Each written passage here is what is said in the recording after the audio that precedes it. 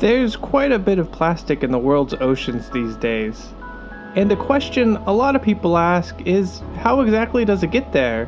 It can't just be people throwing plastics into the water.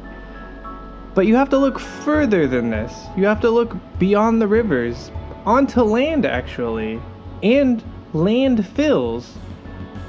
The majority of ocean plastics come from onshore landfills.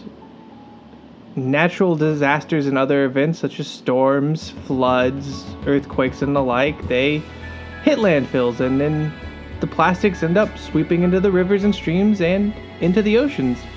But this plastic is actually good, and there are ways that it can be used for good.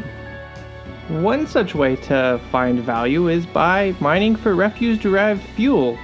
Basically, this is plastic that is used to power cement kilns. Now, in order to do this, it's quite the process. You have to first go to the landfill, and you're going to need to get permission to dig around in the landfill, but once you have that, you have to create a very flat surface, and then you bring in the heavy machinery, excavators, conveyors, shifters, sorters, all kinds of really high-powered construction tools.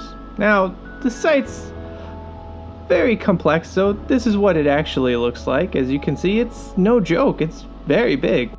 Anyway, the crew on site sorts it, looks through it, and basically pulls the scraps of plastic. And when we say scraps, we really mean scraps. These are tiny pieces of plastic, and they pull them out and they put them aside and they collect them, and then eventually, once they have everything, they put it on a truck.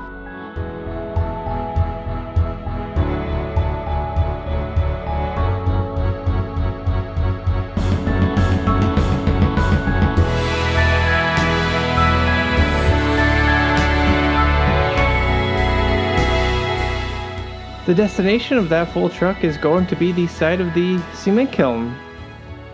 Before those plastics are put in the cement kiln, they have to be pre-processed. That means they're separated, cleaned, prepared, and really getting all the dirt and grime from the landfill off of it.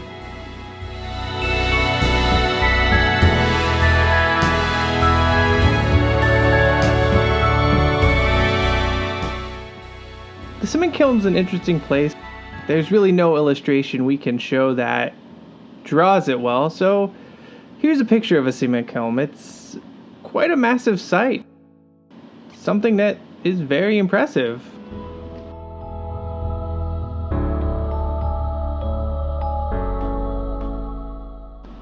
Anyway, that pre-processed plastic that was rescued from the dump is then fed to the cement kiln, where temperatures of nearly 800 degrees Celsius basically disintegrated. When I say disintegrate, I mean there is nothing left. No ash, no smoke, no residue. It is gone.